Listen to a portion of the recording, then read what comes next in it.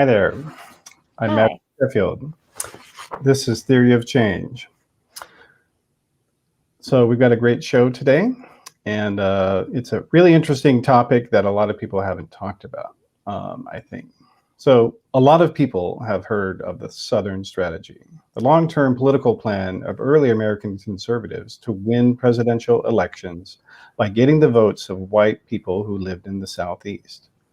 Many historians and political scientists have written about the Southern strategy over the years, but what still isn't widely known is how the Republican Party itself changed as it focused so heavily on winning over white Southern Protestants. From its very beginnings, the Republican Party, up until that point, was a Northern Yankee party for city dwellers, industrial workers, and university professors and frontier farm workers. But that's not who votes for Republicans at all, well, mostly nowadays. The huge influence of Southern Protestant culture played a big role in how the GOP changed. What's interesting also is how American Christianity itself has, at least in many ways, been remade in the image of Southern white evangelicalism. So joining me today to talk about all this is Angie Maxwell. She's an associate professor of political science at the University of Arkansas. And she's also the author of The Long Southern Strategy, How Chasing White Voters in the South Changed American Politics. Thanks so much for being with me today, Angie. Thank you for having me. All right, well, so there's a lot to cover here. Your book is really kind of, I think, groundbreaking in a lot of ways because it looks at the Southern strategy from kind of the opposite direction. And but let's talk about briefly why is it so a lot of people have written about the Southern strategy, but they haven't written about this aspect that you did in yours. Why do you think that is the case? Well, I guess the best way to explain it is to say I feel like many people have written about what I would call like the short Southern strategy. So there's two answers to this. First is this. The short Southern strategy. So it's kind of the story we have in our heads that, Barry Goldwater and Richard Nixon in the 60s, really tried to capitalize on Southern white voters who were frustrated with the direction of their national Democratic Party, particularly on issues related to civil rights, and with some effort by Republicans could be, brought into the Republican fold. And then, of course, we say, well, Nixon wins the South, and there we have it, right? The short Southern strategy, playing to these kind of aggrieved Southern whites. But I started to think about what a longer game it has been, because even though Nixon wins the South in 68 and 72, the South completely goes back to blue for native son Jimmy Carter, 10 of 11 states. And Republicans have to figure out once again, do they continue to try to make those investments? Was it a temporary gain, or was it something that was going to kind of be the future of their party and a new base? And that kind of back and forth actually happens over the course of about 40 years. And so it's a 2 steps forward, kind of 1 step back dynamic. And so I wanted to see the Southern strategy in this longer perspective, right? So that's the first way that it's different. And secondly, is I was looking at not just the policy positions that Republicans took to win these Southern white voters, but also the style of politics that they adopted. The one-party political system that had dominated the South for most of its history gave rise to a really distinct type of politics. And in order to really convert those diehard Southern Democrats to the Republican Party, you were going to have to do more than just take certain policy positions. You were going to have to kind of embrace that white Southernness. And so the book's about, both aspects of that effort. Yeah, and a lot of it, as you said, you were talking about aggrieved Southerners, aggrieved in many cases about, but not only, but this idea, there was this idea very common in the South after the Civil War, that it became a term, the lost cause. How much of that do you think was playing a role in white Southern politics before the Southern strategy? Sure. Well, the lost cause kind of mentality is, I guess the best way that I always think of it personally is it was kind of an alibi. It was kind of a story that, white Southerners told themselves after the war to deal with their grief and to deal with their resentment over Reconstruction and to make somehow the failed effort seem somewhat noble and maybe not as much about maintaining slavery, right? So it's a little bit of a coded kind of, mask for what was really going on. And kind of speaking in those kind of coded terms was definitely part of the Southern strategy and something that, white Southerners would have been used to. The famous examples about like law and order, right? Under Nixon, that phrase meaning one thing kind of to white Southern audiences while not being explicitly direct about what it's about, right? Mm-hmm. And so we see sometimes just the need to tell a story that things are okay, or we've moved past racism, or, structural racism isn't still a problem, or the war effort was about heritage, right? And protecting a way of life. Those stories are something that's very common in Southern white culture. Yeah. Okay. And we'll get into more of that later in the discussion here. But so basically, just to set the time frame that we're talking about here, the American conservatism is a pretty young phenomenon, in historical sense and political sense. It was a collection of loosely organized people that were kind of affiliated with industrialists who decided they didn't like Franklin Roosevelt. That's where it kind of grew out of. And in the beginning, and as a political movement at least. And then it wasn't a foregone conclusion that they were going to be Republicans. Do you want to talk about that a little bit? What are some of the other party strategies that people explored in the very early beginnings? Well, I guess I would say that, I don't know if American conservatism is relatively young. I think maybe American conservatism was kind of default, and American progressivism is what was young. And when progressivism or kind of modern American presidents, like Roosevelt, that start to make that job, the executive, so much larger, expand its scope and capacity, expand the role of government. When that happens, there is a need to kind of define what the objection to that is, right? What is the objection to government, creating all of those social programs and the infrastructure that it created to try to, basically put a floor underneath the economy during and after the Great Depression. And that could have gone in a couple of different ways. If FDR's efforts if he had not been a, 4-term or 3 and a little bit term president, perhaps it would have been kind of an anomaly, right? This big government effort was for the purpose of, getting us out of the Great Depression. But it becomes something that in the South, financially, the region becomes very highly dependent on that kind of federal income. And that sets up a really different relationship between the states and the federal government. And I think conservatism started to embrace this concept of, state autonomy and define itself that way. And that just kind of happened to work perfectly in terms of protecting Jim Crow. Does that make sense?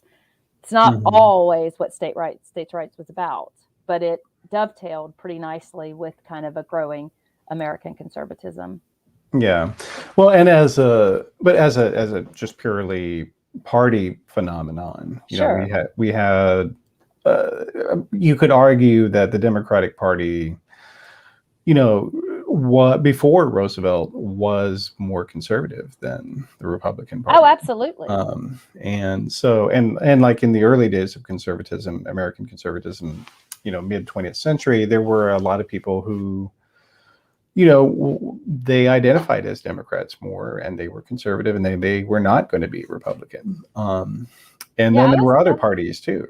I'm glad you say that, because when I said that I feel like American conservatism is not, young, it's kind of been the default. I don't tie it to one party historically. I think Southern Democrats were as conservative as you come. Their national party under FDR and then under Truman started to shift. The national party under those presidents, Southern Democrats were not shifting. In fact, they were not shifting. They were so staunch in that American conservatism that they left, in 1948 and walked out and decided to run their own candidate, and that for president, in the form of Strom Thurmond. So what we didn't know in the 1950s, if you look at middle of the 20th century, like you said, is we didn't know which party was going to go which way. So if you look at the platforms in the 50s from the national parties on things like civil rights, they're almost identical.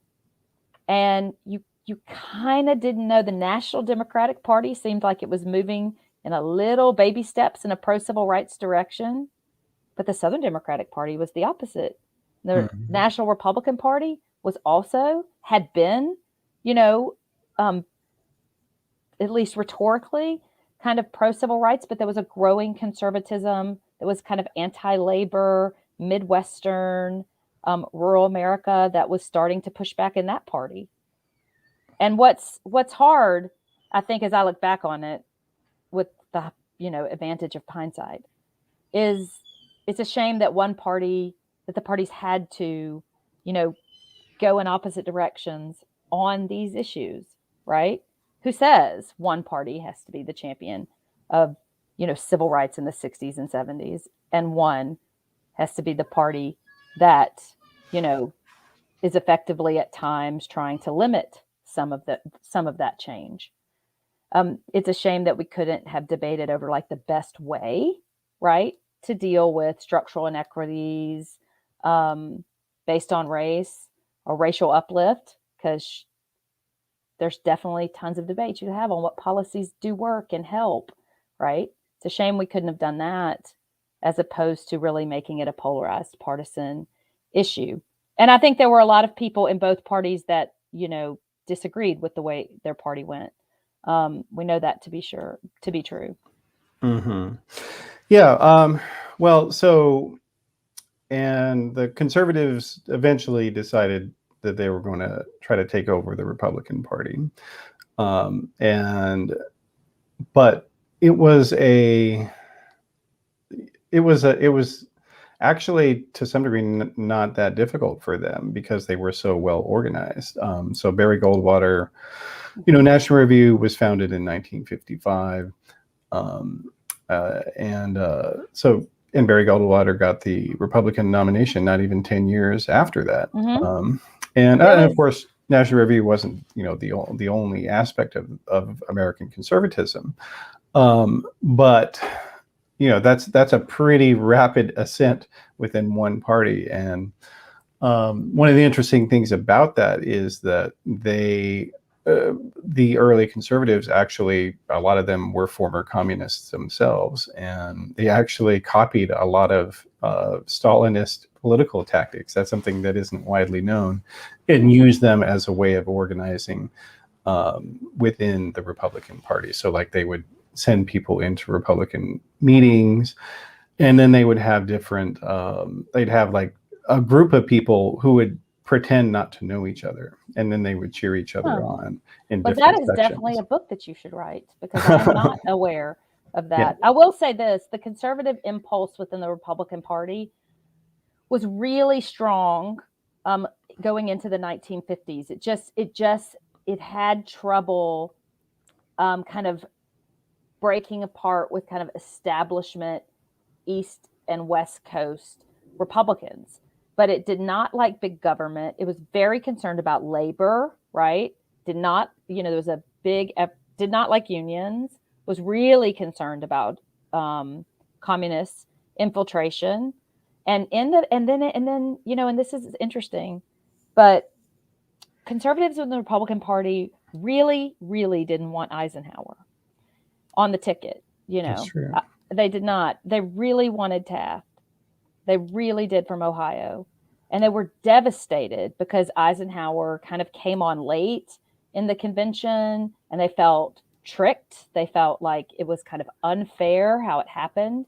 And that really motivated them to get organized because they were now Taft unfortunately died of cancer like a year or two later. And so, his part of the story kind of fades, but they're so angry that he gets robbed of the nomination in 52 that they really do start organizing, and they start looking for, how can we grow this conservative part of the Republican Party?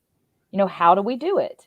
And they start clubs throughout the South where they start trying to recruit people. They look at Faubus, actually. Clarence Mannion looks at Faubus after 1956, the governor who. Well, do you want to talk about both who Clarence Mannion was and Orville Faubus? Well, Mannion was just for those who don't know who they are, can you tell them? It was just a Republican operative, and he was very involved in kind of strategizing for the party. And a talk radio host. And a radio host. So he had access to audiences, which is actually a really important point. And they know their numbers. They know they do not have enough. So how can they grow that base within the Republican Party? They start seeing, do they have some alliances with some very upset white Southerners who, not all white Southerners, it's never all, who, really feel kind of in a partisan purgatory when the National Democratic Party starts really moving in kind of a more pro-civil rights direction. They think, can we be, can we build kind of an alliance here? And they look at Faubus, like I said, as this like pro-states' rights governor. But then Barry Goldwater, who takes a really hard stand against labor unions and organizing, criticizes Eisenhower for it.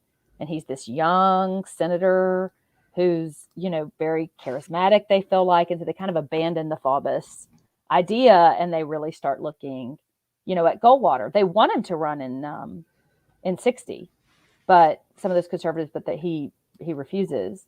And just thinks it's not a good idea. And of course they finally, secure, like you said, kind of a 10-year process to get their party's nomination. And that is a heated convention in 64, with about half the Republican Party being very upset that Goldwater's the nominee, and the other half, having organized for 10 years, being overjoyed. Yeah. Well, and it was, there were some echoes of that moment in the 2016 Republican National Convention with Donald Trump. And, there were just a lot of Republicans who didn't want him. And people were claiming they were going to try to stage a walkout strategy. And that's a really important point, because it's always important to remember that, nominees, especially in contested years, are rarely unanimous. So when we talk about this Southern strategy, we sometimes say, well, the Republicans all decided to go, play up the anti-civil rights thing.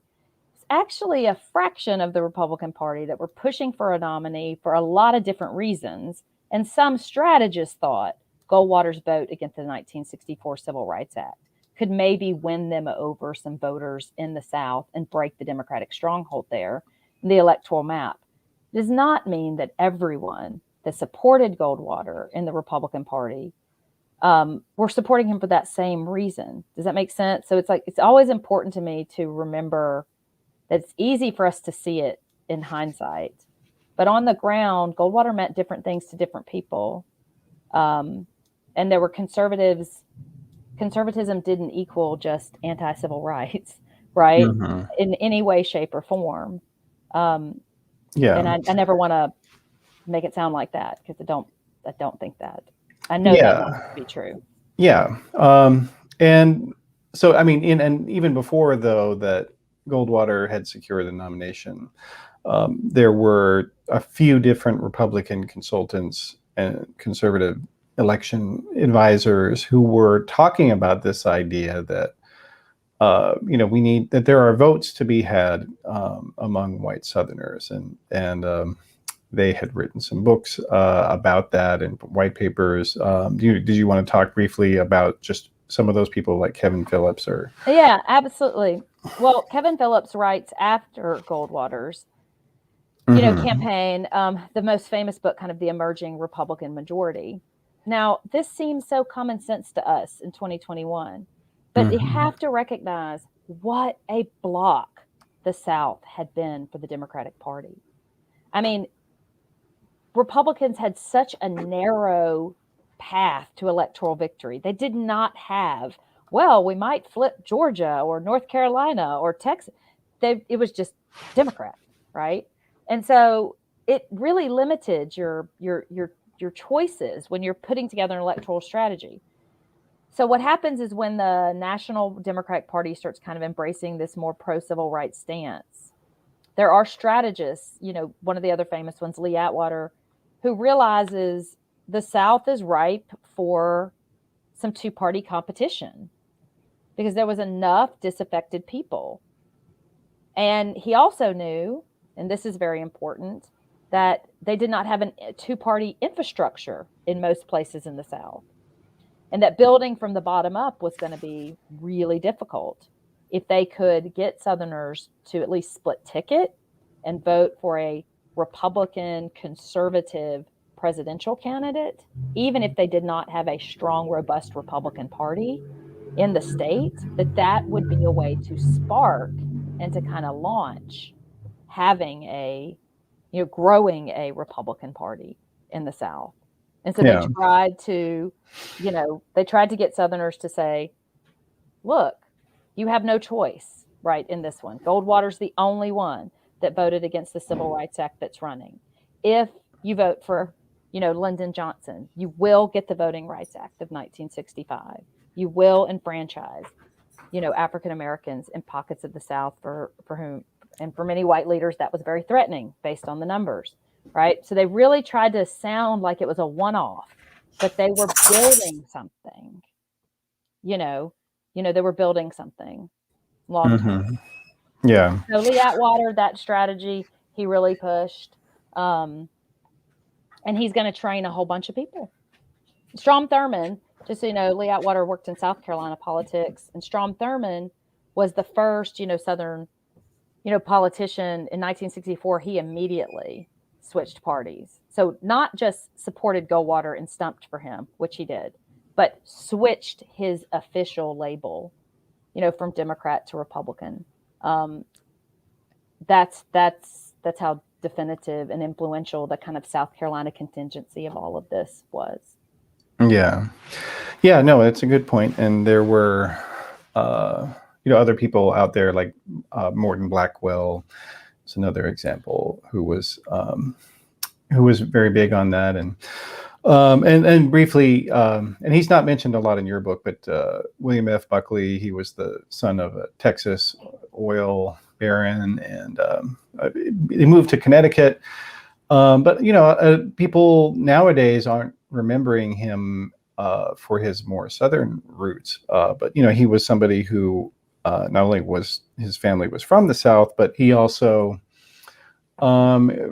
practiced a Southern mode of politics, a rhetorical style that was very pugilistic. There was, in fact, one famous moment where he threatened to punch Gore Vidal, the left-wing author, in the face, and he called him an offensive term for a gay man. And that's, in many ways, he sort of set the template for a lot of what came afterward, even though he himself kind of calmed down as he got older. That's a good point. And so So yeah, so I mean, so we've what we talked about so far.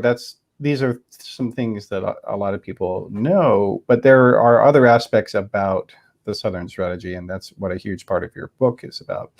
And so not just race or partisanship, but also a lot of what happened to the Southern white vote had to do with opposing feminism and women's rights. And so let's maybe talk about that. I think the key figure there is Phyllis Schlafly, who was not a Southerner. She was not. Well, I guess the best place to kind of start with that is just to say that after 1976 election, when Jimmy Carter, of course, native son, the South goes back to blue. Republican strategists at that point are like we do every post-mortem, right, on elections. What do we do wrong? Have we lost the South because of Watergate, right? After Nixon, was that a fluke? Do we double down on these efforts? Do we not? And the Republican Party's always been very advanced in terms of its polling early on, and not just horse race polling, who will win, but kind of deep psychological dives. And Reagan, one of Reagan's pollsters and strategists, Richard Worthen, does a big poll of American women. It's like 40,000 American women, because women were starting to turn out in higher and higher numbers in election cycles. And he says, he categorizes these women into 64 types and gives them names like Helens and Bettys. And he's trying to just do an analysis, like what motivates them to vote. And he finds a strong contingency of these, anti-equal rights amendments, supportive of traditional gender roles, white women, particularly in the South. And so if they're going to make inroads in the South, they're going to restore, repave those inroads they'd made with Nixon and Goldwater. They felt like adding that, particularly in a moment when it's not that racial issues are always significant in elections, but the urgency and intensity right after, in the middle of the civil rights movement, is just a very different, phenomenon than, when you're kind of a decade beyond that, right? And so the Equal Rights Amendment and its passage was the hot topic. The anti-ERA movement, which Schlafly is, seen as the figurehead of and really launches. And we're talking in the 1970s here, just right. Yeah. So the equal rights, the first 12 months of the Equal Rights Amendment, it's ratified by over 30 states. It just looks like a done deal. It's just going to sail. And then all of a sudden it really stops in its tracks. And Phyllis Schlafly organizes this anti-ERA movement, which tells women that if the ERA is ratified, that it's going to force them to work. It tells them it's going to force them to put their children in government daycare. It says that men won't have to pay child support anymore. And says men can use women's restrooms. Yeah. Yes. And it says that, it hit on this. It also told, stay-at-home women or homemakers that, feminists judged them, and that feminism was not choice. Feminism was, you must adopt the lifestyle of a working, woman, right? And Schlafly also partnered with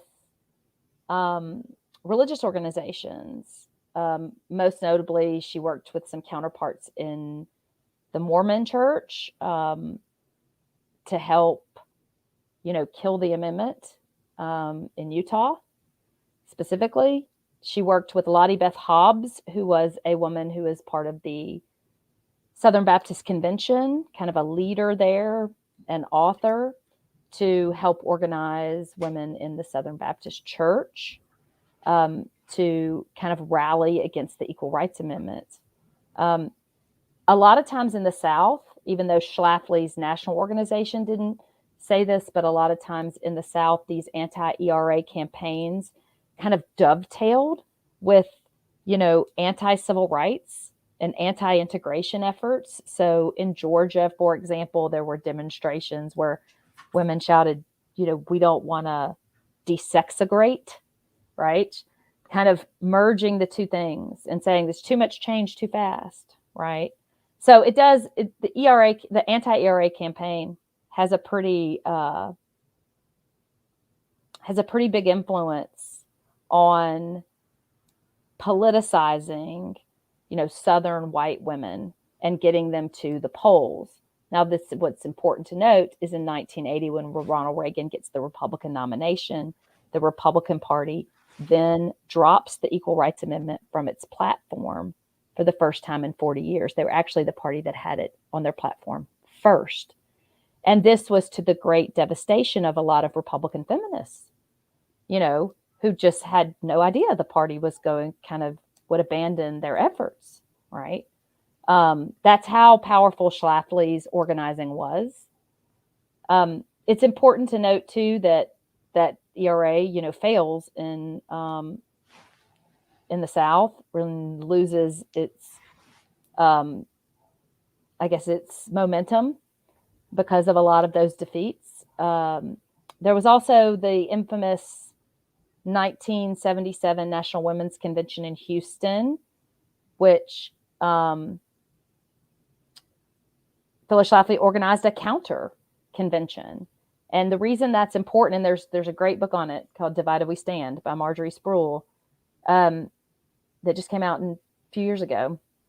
But the reason it's important is because there were Republican politicians paying attention to that convention, because there were so many American women that went. And Phyllis Schlafly started using the slogan, family values. And there were Republican strategists who go, whoa, that's hitting a nerve. That's tapping into something that's really important. We know from polling data after the 1980 election how significant the anti-ERA stance of the Republican Party and feeling and those sentiments was a major driver for Southern white women who voted for Reagan. Mm-hmm. He increased his share among them in 1984 too. So that helped, the Republicans recapture the South. Yeah. And the that meme, the family values idea that is even now something that you see in Republican messaging. And in fact, there's a large conference of religious right people every year called the Values Voter mm-hmm. Conference, and it all goes back to that particular moment. And actually, that's a kind of a good segue to the next aspect of what we're talking about here, the aspect of religion. And the introduction of your book starts off with a quote, which I think is very illustrative. It's from a historian named Glenn Feldman. He said, "The South did not become Republican so much as the Republican Party became Southern." And I thought that was a great way to start off your book.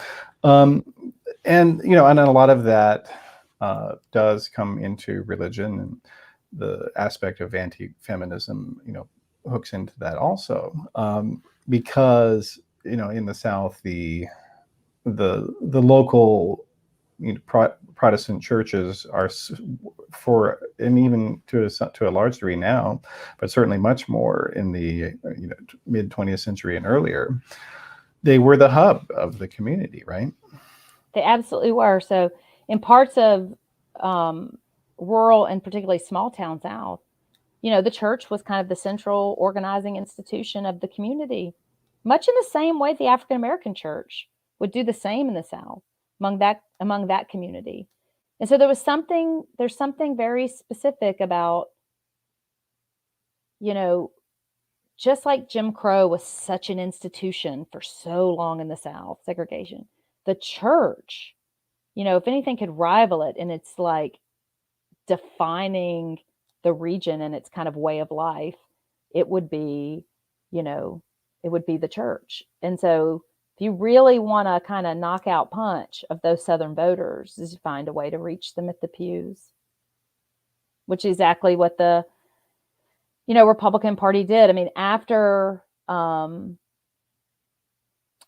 Reagan, and then of course George H.W. Bush, another native son, right, of the South, Bill Clinton, he does not carry the whole South. It's not like a reversal the way it happened with Carter, but he does win several Southern states, and he starts to pick up some gains in others, and even among religious voters in the beginning. The Republican Party, really strategically trying to look at what part of the Southern electorate doesn't kind of show up, right? And there were evangelicals, particularly white evangelicals in the South, that, did not concern themselves with like kind of worldly affairs, particularly, Southern evangelical white women. They kind of left that to the politicians and so on. And so it's convincing those, people that if they, that they have kind of a moral obligation to participate and to vote. And that's an effort that starts in the 80s and continues even, to this day. So I would say it's pretty solidified now. Churches passed out voter guides, right? Republican politicians started attending like the Southern Baptist Convention or sending a message and a note, and really started going to some of these large gatherings of Southern evangelicals. And that combination of hitting kind of white racial angst, which manifests in different ways in different decades, and traditional kind of gender roles, and evangelical kind of Christian nationalism. Those components, they do not get you all Southern voters, but they get you enough to win. Yeah. Well, and you briefly mentioned there, let's maybe circle back the idea of Christian nationalism. Sure. That's something that, wasn't a thing in the South to some degree after the famous Scopes monkey trial. This is a lot true. of Southerners decided that, well, you know what, we can't stop evolution in schools. So you know what, that reminds us of the idea that Jesus's kingdom is not of this world. And so let's take our focus inward, and let's take our focus on converting people, and let's do that. But that changed, and especially with the Southern Baptist Convention. You want to talk about that a little bit? Sure, absolutely. And you get into Scopes, which the book I wrote before this one, which is called The Indicted South, Public Criticism, Southern Inferiority, and the Politics of Whiteness, is about moments in the South's history where there was such intense public criticism of the region, what happens to that community after the fact.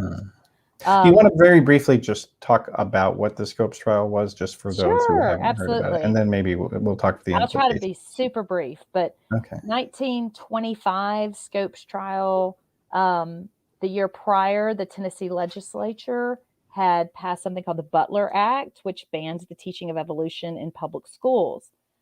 This was the result of a lot of generational angst about, children that were, kind of embracing the Roaring 20s and kind of throwing off their parents' like Victorian kind of values, and maybe not leaving the church. And it's the, growth of higher education. And so they said, this is happening because they're going to college, or this is happening because they're starting to teach all this fancy new science, right? This is when we get zoology and botany and all these specialties. And so there just becomes kind of a belief that if you're going to teach things like the theory of evolution, that somehow teaching that is what was causing students or young people to then question kind of a hierarchical, spiritual, religious faith. And parents always, parents get upset about what their kids are being taught sometimes when generations shift. So when they banned that, the ACLU decided to file a lawsuit. They advertised for, people who wanted to test the law. John Scopes was a football coach and science teacher at Ray County, Dayton, Tennessee. And they decided, him alongside with a couple of other businessmen in town, decided it'd be great publicity for the town. And that they could turn it into kind of event. They'd make some money off of people coming to watch this great trial, right? They got a lot more than they bargained for. It was an absolute media circus. It was the first major trial that was covered live on the radio. People could listen to. We laid telegraph wire across the country to be able to do that. The railroads expanded because the number of people coming to Dayton, Tennessee. It was on the front page of the London Times, the Los Angeles Times, everywhere for just days and days and days of the trial. And it's because the most famous defense attorney of his generation, Clarence Darrow, decided to go down there and represent Scopes, and William Jennings Bryan, 3-time candidate for president and former Secretary of State under Woodrow Wilson. And a Democrat, yeah. And a Democrat decides to, show up and help the prosecution. And so you have these two great orators and giants in their respective professions in this tiny little town, and the whole world paid attention. And Darrow put William Jennings Bryan on the stand and started questioning him about his literalist interpretation of the Bible. And through the grueling, testimony and questioning, Bryan kind of cracked slightly and kind of admitted that the 7 days of creation, those could be, time periods, right? And Darrow jumps on it, and it's pretty devastating to Bryan. He intended to make a giant closing speech and redeem himself, but Darrow moved for an immediate verdict, which made closing speeches not happen. 2 3 days later, Bryan dies in Dayton. He just goes to sleep and doesn't wake up. And so this little thing becomes this giant, media event. And what it does is it humiliated fundamentalists, because the media coverage of it was so eviscerating. Well, and then the fascinating thing about it that is, to me, is that a lot of people saw the trial through the media coverage of H.L. Menken, who was a columnist, one of the very first syndicated columnists. And the interesting thing about H.L. Menken is that he was also a conservative, but he was an atheist conservative. And needless to say, you don't see a lot of those in the Republican Party anymore now. No, and Menken, they're not allowed. Menken had long criticized the South for many things, and he actually leaves Dayton, Tennessee early because he thinks it's going to all be a big nothing.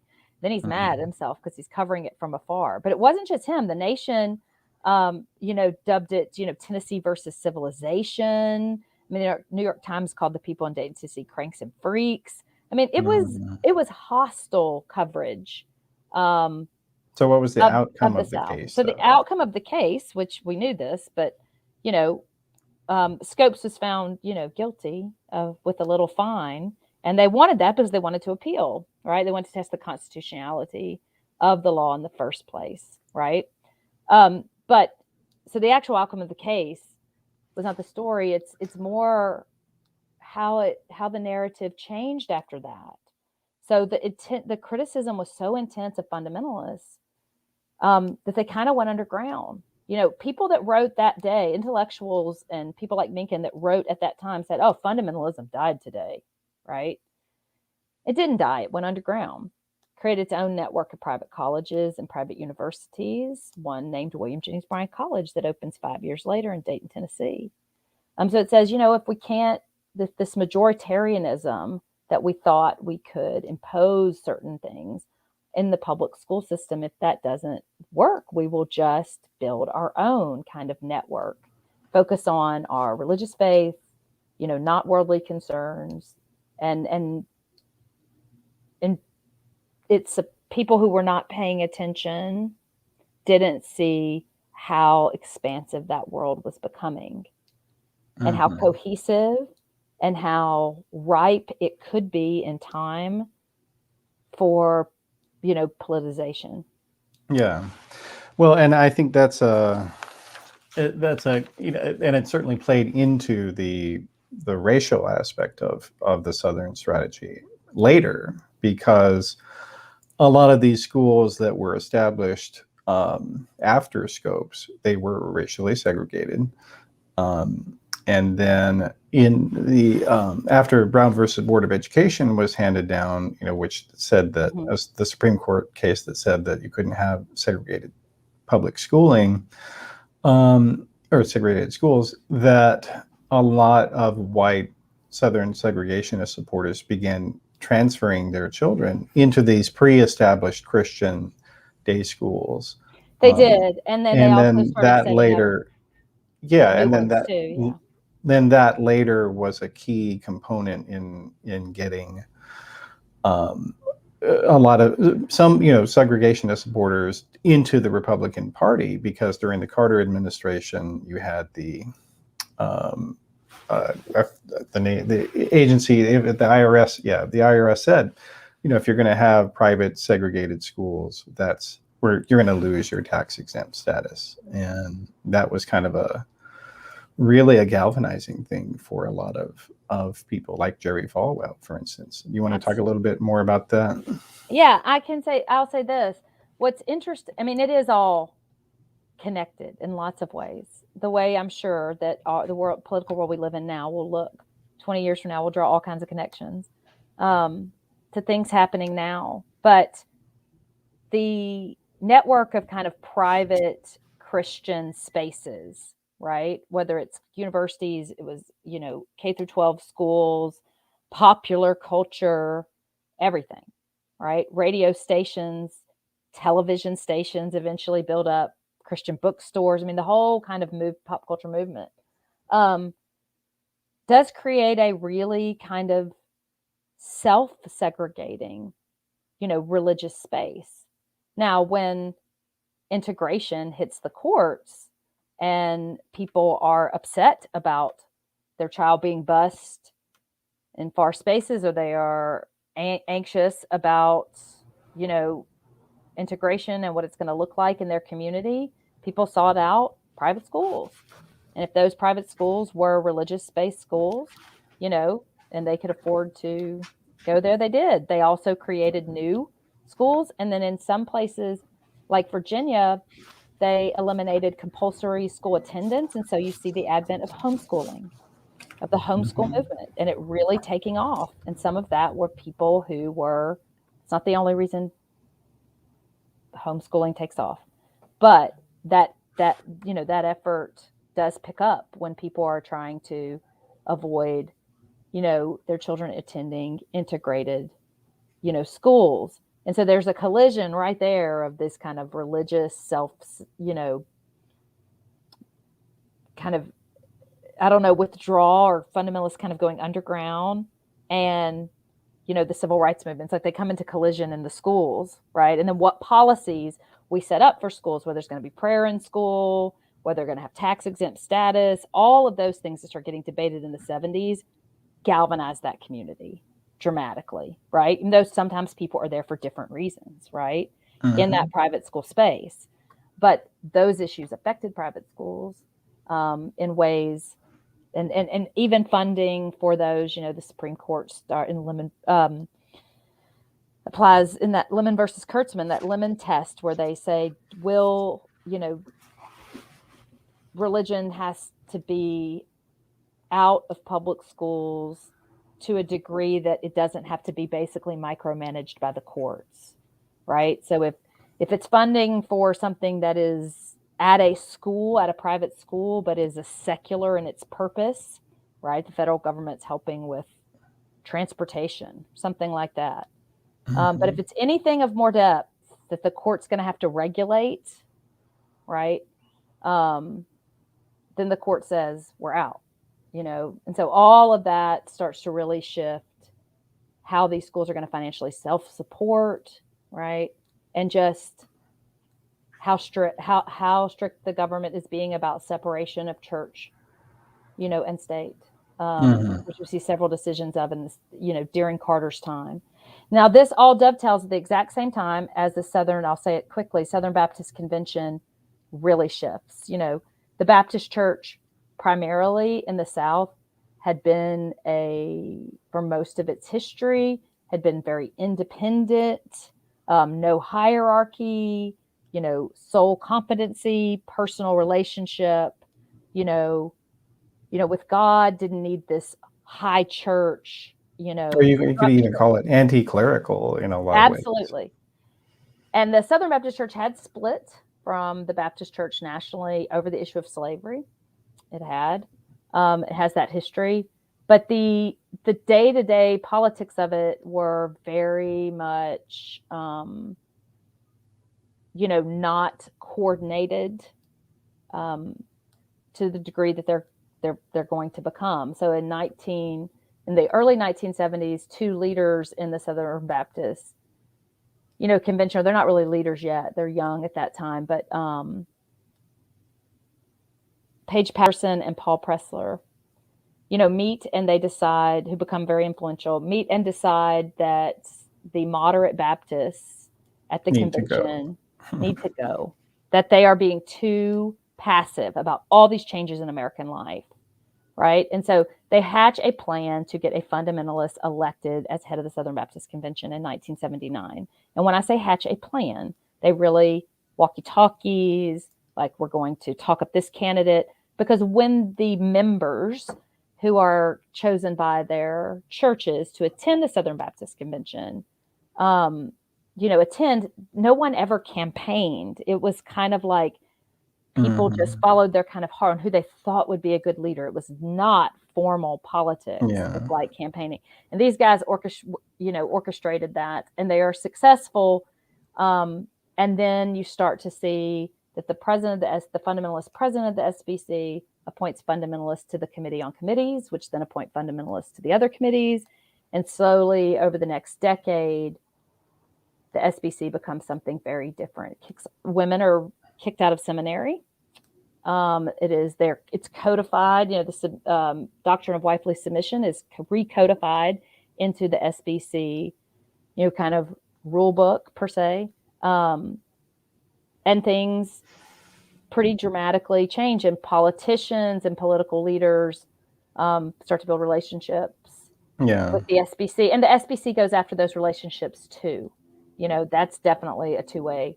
Well, and they also changed the church's position on abortion. They do. So like there were they did a lot of aspects, and in a lot of ways you could argue that they used. Were there actual Republican elected or consultant people that were involved in this takeover? No. This was totally an internal phenomenon. But what it does is that it is because of the changes in the secular world, right, in the public landscape, that is what upsets these young fundamentalists to think that their denomination should become more proactive and take positions on these issues in a really dramatic fashion. And they feel like the moderates in there are just saying, just let everybody do their thing. That's not our concern, right? And they're tired of that. They want to be proactive. They do. And so that fundamentalist takeover, though, and the fact that the fundamentalists become so strict in what the interpretations are, and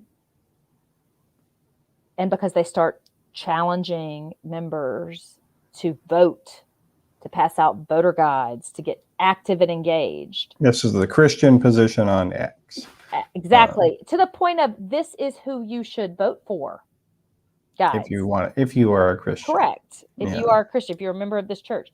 And they did lose a lot of moderate members that left or felt exiled and purged from the organization. But they also, started really affecting things at the ballot box. They get just so you know, it's like they become kind of so enamored with their ability to influence the elections that they think about, maybe they could run their own person, right? So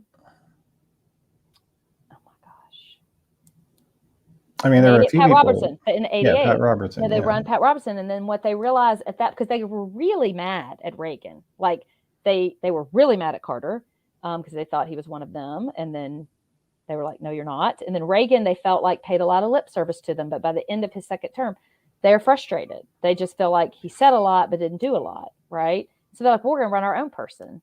And then when they realize, this is super important, when they realize that they're not that big in number to run their own and win a Republican nomination or an independent candidate like Pat Robertson, then some of these Southern evangelical leaders say, okay, look, we don't need a litmus test on the candidate. We don't care what their personal background is. We just need them to do the things we want them to do, right? Actions. And that's so critical because I remember, and it's one of the questions I get asked the most when we do all this polling on religious voters is people are like, well, surely the Southern Baptists are not going to vote for Mitt Romney. He's a Mormon. They said for years, and that Mormon was a cult. I'm like, they're going to vote for him. And surely they will not vote for Donald Trump. He's been divorced multiple times. Just he doesn't have a history with the church, different personal choices and scandals. Yes, they are. And it's not because people are always thinking it's like, that it's, hypocritical. And I mean, fine to look at it that way if they want to. But I'm just telling you, it didn't start with those two candidates. When evangelical leaders started saying, it's about who does the things we want them. They're politicos. It's like, I don't care if you're of our whatever. If you'll side with us on these things, if you'll point the right people to the bench, if you'll issue an executive order on this, we got your back. Yeah, exactly. And then there was also a big focus among the fundamentalists on missionary work inside the United States. And so you had this rapid expansion of Southern white Protestantism outside of the South. So like Southern California was a huge area they focused on, but they focused a lot on the Midwest. And also did try to encourage people in other denominations to say, look, you may not agree with us on all the particular doctrines here, but let's, realize who our common enemy here, and that is people who believe in religious pluralism and non-Christians. That's a super important point because, the cross-denominational unity that gets built. I mean, I grew up Catholic in a very Baptist little town in Louisiana. That Catholic versus Baptist thing was serious.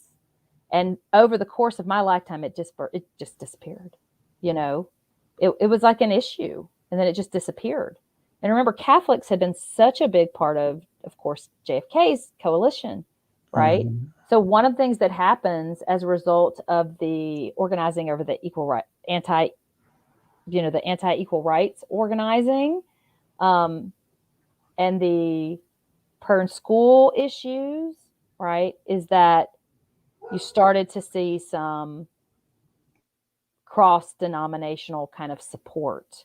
And then you start to see this kind of rise of the Christian right, which is more than just one denomination, right? And it's it's a pretty amazing phenomenon to think about how many denominations kind of come together under this slogan of kind of family values. It's under and honestly, it's under the campaign of George W. Bush, after Clinton kind of starts to pick up some votes in the South. And some of Bush's strategists say, one thing we need to do is we need more religious voters. We need to put some stuff on we need to put some amendments to state constitutions on the ballot to get people to come out on particularly the issue of gay marriage, right? And banning gay marriage. Right. So even those pockets of evangelicals that still just kind of hadn't, shown up in the numbers they wanted at the voting booth. They used some issues that were very important to those organizations and those communities to get them to show up. And that really solidified that kind of, the red South. Right. Mm-hmm. And it trickled down all the way over the course of the three issues, the like playing to race, playing towards, you know, kind of traditional gender roles, anti-feminism, and playing towards kind of a religious kind of Christian nationalism. Mm-hmm. The Republican Party kind of, you know, it won over the South at the national level, but all that trickled all the way down over those decades as a strong Republican infrastructure, you know, is built and then becomes dominant at the state and even local level, you know, in the South, which the Democratic Party had not had to contend with for most of its history and is still trying to recover. And it changed who the Republican electorate is quite a bit. So, you know, before the Southern strategy, you know, the Republicans had, you know, before it came to its full fruition, kind of in George W. Bush, you had people who had, you know, post graduate degrees. They, for a long time, actually were Republican.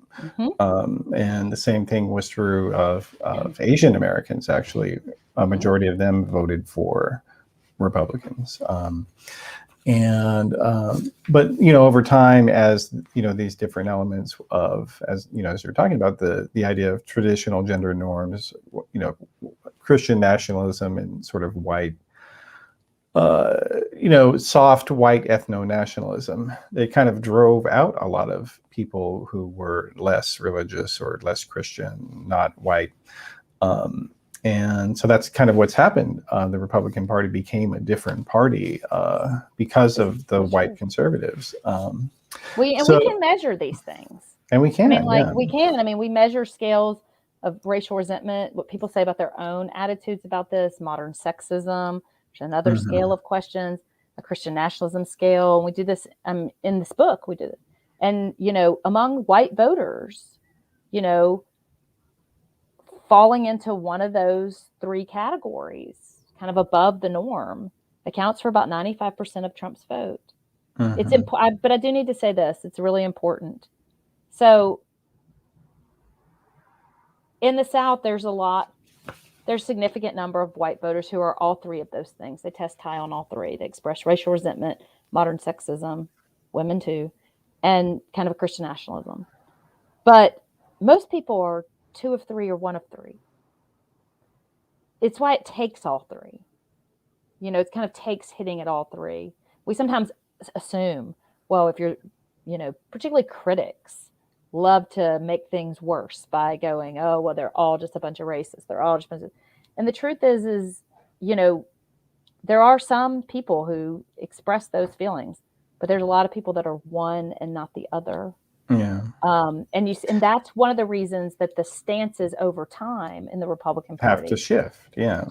And they bring in, some of the Midwestern Republicans didn't come on the issue of segregation and civil rights angst. They came on issues related more to family values, right? And nuance is important, I think. And we're seeing that in the present day, where you've got this kind of emerging contingency of people that were calling themselves the intellectual dark web for a while, and they, you know, most of them are not religious. You've got Joe Rogan, you know, he says he's an atheist. You've got Dave Rubin, who for a long time was an atheist activist.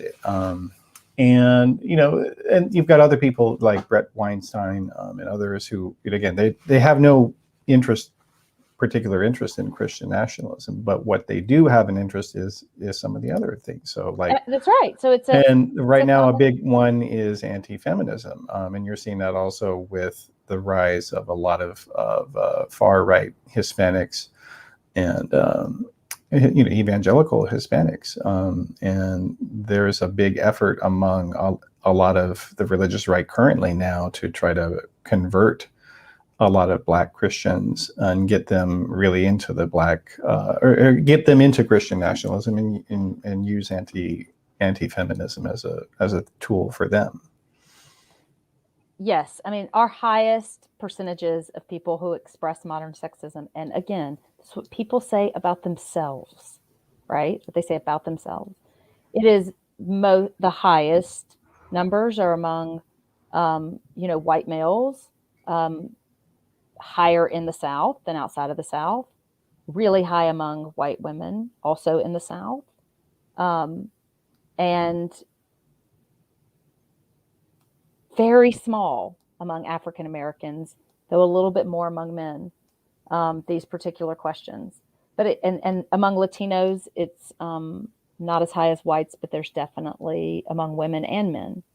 Yeah. And so those distinctions are significant because, when we have elections that are as close as our elections are in terms of the states that go this way or that way by a couple points. I mean, that's all that you need, right? That's all that that's all that matters. So sometimes pundits are like, oh, well, how many people could that really be that they're going to target to do this? But a couple of points is a big deal, when elections are, so close. So I think it's important to kind of see that nuance, but also to realize, yes, Americans did sort themselves over time. And it took time. Republican feminists, for example, they stuck with the Republican Party for a while, thinking like the next administration might change, or like, how do we, they didn't want to leave their party. They were sad their party left them. They thought maybe they could bring it back, right? So it takes a while, but over time they do sort, and that makes the Republican Party base, a very different thing. Because of those choices to win those Southern voters. It affects the party at large. Yeah. Well, so we've got a live stream question from an audience member named Janice Huffman. And her question is, how do you think evangelicals' embrace of Trump will change Christianity in America? And I would maybe add that one of the other interesting things that we're seeing is that because a lot of white Americans are leaving fundamentalist religion, that the fundamentalist religions just by default are becoming more minority. And we're seeing that to some degree with the Southern Baptist Convention recently. Do you want to talk about some of these developments a bit? Like, it's kind of, things are pulling in multiple directions currently, it seems like. There are. I mean, Trump's success with evangelicals did not surprise me, just because of like the history that I said about, will he just simply do the things we've asked to do, that our community wants him to do? We don't care who the messenger is, right? Who's the actor in it? I think, so I don't think that, his candidacy or his administration that way changes Christianity. But I think what Trump has done to kind of the polarization within, how intolerable opponents of Trump find him, have pushed some churches to kind of a breaking point, and feeling like they've got to, I feel like some are going back underground, right? A little bit, like, this is a mess. This is dividing our, congregation. I feel like others are doubling down. And in both directions, you've seen, churches decide to take a stand against, Trump. There's an organization, Christians Against Christian Nationalism, that has really become activated and organized. And then you see others that are organized even more so to kind of a far right. It's like he's thrown, he's kind of thrown a wrench in it, and I think there's going to be movement in every single direction. Underground, more engaged to the right, and then a rejection of that also at the same time. And I don't know where it's going to fall. I mean, the Southern Baptist Convention this year, the most kind of fundamentalist candidates, did not, win, nor did the progressive. Turns out when you have a runoff, kind of the guy who is slightly less fundamentalist, just slightly less, is who ended up being successful. And I just wrote a piece about that because it reminded me of, it's kind of a warning to me about, 2024, because the Republican primaries don't do a runoff, right? They are winner take most for most of them. So you can get 37% if there's a crowded field, 32% crowded field, and you can get most of the electors, And in the South, because the Southern states are that tend to go Republican in the general election, the Republican Party gives them a ton of bonus delegates to the primaries, to the bonus delegates for the convention, and because the Southern states put theirs so early on the calendar, that 30% that a Trump-like candidate could win in the South can be enough, to not only take most of the delegates in the state, but then to get such a big lead in the stakes for the national convention that it can be, the only way to beat it is if everyone else gets on the same page behind one candidate, right? And that's kind of what happened in the Southern Baptist Convention. It's like the people who didn't want the most extreme guy, got together. They got together with the, when the slightly more moderate made the runoff and said, we'll support him, right? Yeah.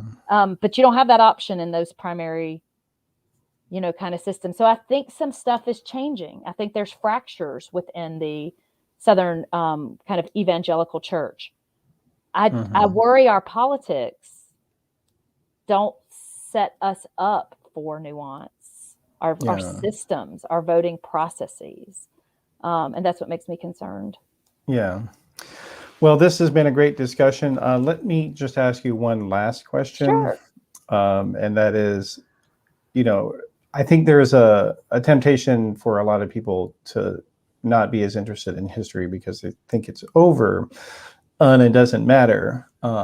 But I think, and you can tell me whether you agree with this or not, but the idea of, we're seeing so much denial of the COVID-19 pandemic right now in the South. Lots of people, the majority in many states, are not getting vaccinated.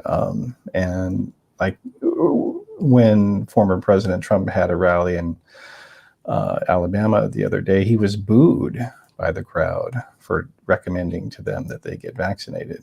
Do you think that this is, a manifestation of the things that you were writing about and shows that it's continuous? I will tell in this way. So I didn't say as much about this, but this kind of long Southern strategy was not just about the positions that strategists within the Republican Party and the candidates that got the nomination took. It was about the style of politics that they embraced, right? That quotation from Feldman, like, the South didn't come, the Republican Party became Southern, right? One party politics that dominated the South through most of its history was not a real contest of ideas. It was a contest of personalities and kind of political entertainment. The region has long had large rallies, right? Politicians, tent revival like, an absolutism in the political rhetoric, right? You're either for it or you're against it, and us versus them, kind of culture that existed. I mean, that is, in a sense, what Jim Crow was, us versus them, right? On one side or the other. All of that dynamic had already been there. It always shows up when you have one party domination, right? Which is actually not good for politics at all, because you don't have a contest of real ideas and policy reform. And so the Republican Party had to embrace a little bit of that. I mean, the large rallies that they had for Goldwater in '64, and, when he launched his Operation Dixie, it was supposed to be, few campaign stops to the South. They roll out massive rallies with, 100 young women in Alabama and Mobile in white dresses, to greet him, a pageantry of sorts, right? that was the style, and it was you're either on our team or you're on the other team. And there's kind of a loyalty or a kind of rivalry dynamic that is set up, and it becomes part of people's identity. And what I see now, I mean, there's always been people that distrustful of vaccines, but it was a very small group of people, right?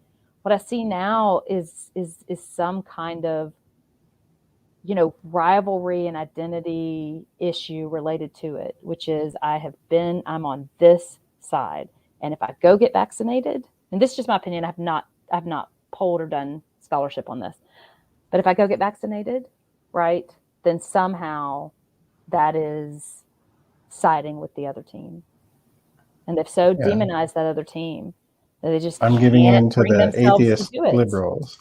They just can't bring themselves to do it. Mm-hmm. One thing we do know, some research shows that people have done is that, once you know someone close who've passed, I know we always, journalists, the stories when someone has lost a loved one and still won't get vaccinated. But we've seen that when people know someone, it does become kind of real at a different place. And we do see vaccination numbers, go up. They have really ticked up in Arkansas since children were getting sick. So some things do cut through that. But when it's an abstraction, when it's something you're like, isn't happening to people right around you, you think, it's really hard for those people to break that psychological attachment to the us versus them. Yeah.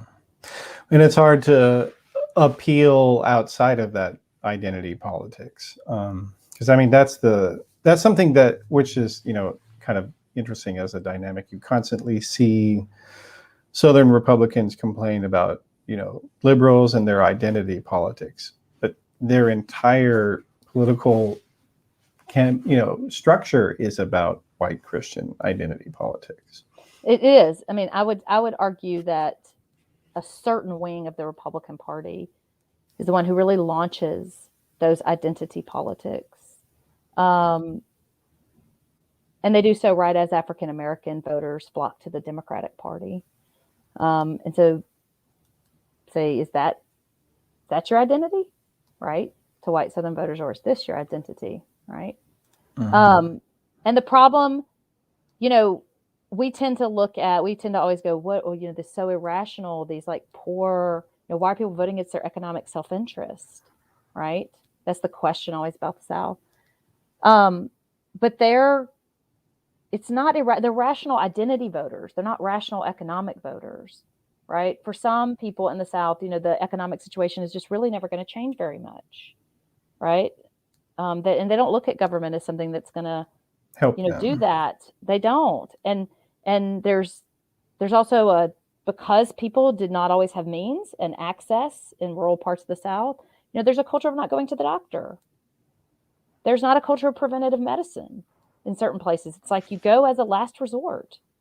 And so they don't have a primary care doctor. And they don't kind of think about these preventative kind of things.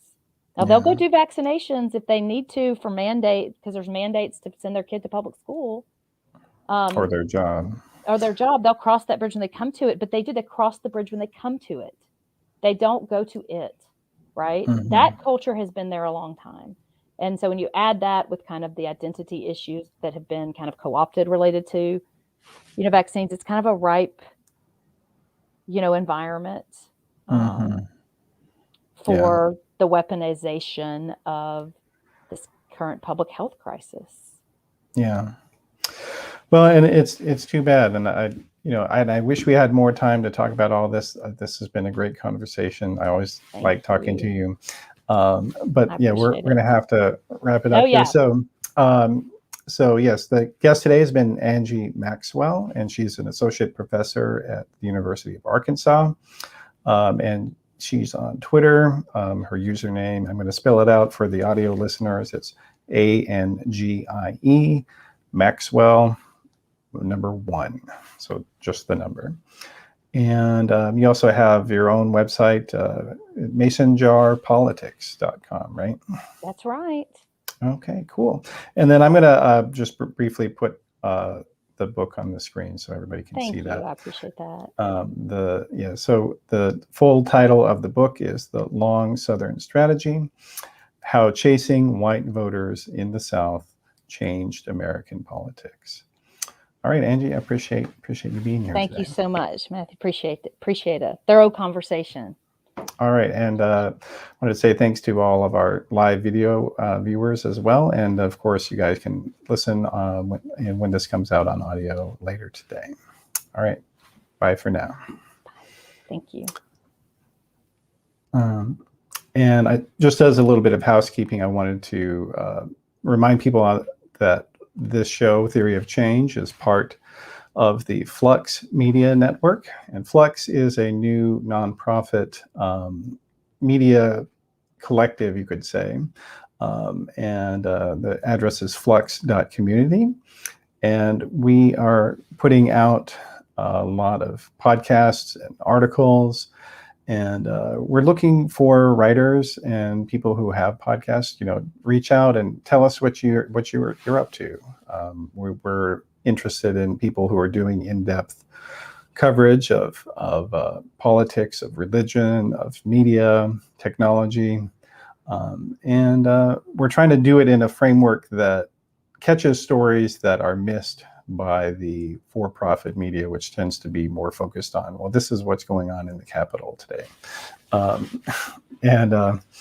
So the website again is flux.community. And if you go to the homepage, you can also get the Theory of Change archives on there. So until next week, I'm Matthew Sheffield, and this is Theory of Change.